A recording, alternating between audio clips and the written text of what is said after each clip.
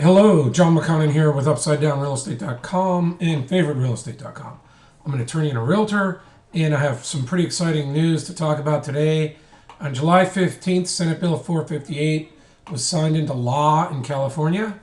Senate Bill 458 amends CCP 580E. And let's find out what it does. Well, 580E said, and I'm summarizing, if you've got real technical questions, you should always go to the law and make sure that they apply to you. That's what we do with our clients.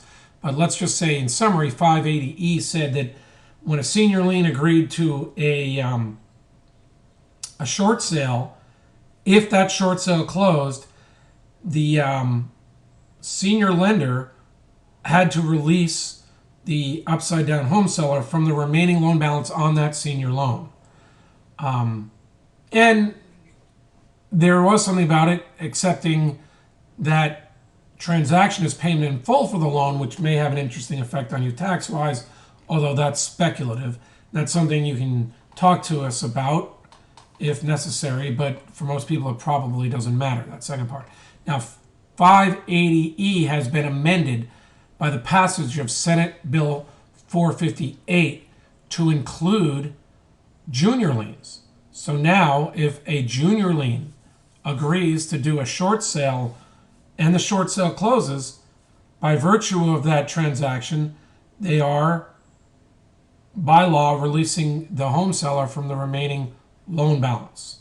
Now, this is possibly great for many home sellers who would have qualified and been released from the deficiency by the seconds anyway, which lately, especially because of HAFA and how HAFA was getting Bank of America to change its ways, it looks like more and more banks were agreeing to release the deficiency, although there were plenty of them that still were not.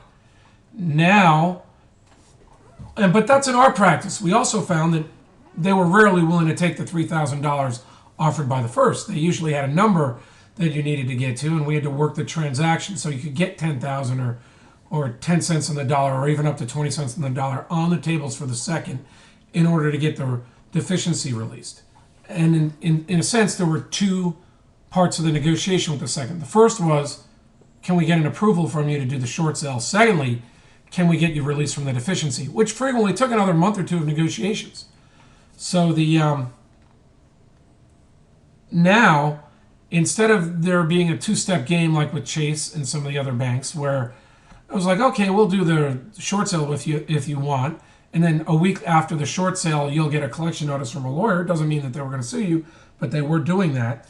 Now, it's going to have to be all out in the open. There's going to be more serious negotiation. In future posts, we will explain why seconds were different than firsts and where those negotiations will go. But I think now you can see that it will be very important to make sure your asset protection plan is in place. You're going to have the picture of your assets reviewed before you present them to the bank by someone who can help you, because you will be, the game is stepped up now. It's closer to, it wasn't just hide the ball with your realtor and hope they never come after you. Now the second really is going to have to decide. Do they want to let the first foreclose, or do they want to take the amount of money that's now on the table in exchange and not going after your assets in the future? Obviously, for people with assets or a future income to protect, this is it's more critical now to make this decision. Before, you could sort of kick the can down the road. Now you need to know before you start. Plenty more on this, and over the months as we have more experience with what the sellers will do, and we will update this. Thanks, John McConnin, UpsideDownRealEstate.com and FavoriteRealEstate.com.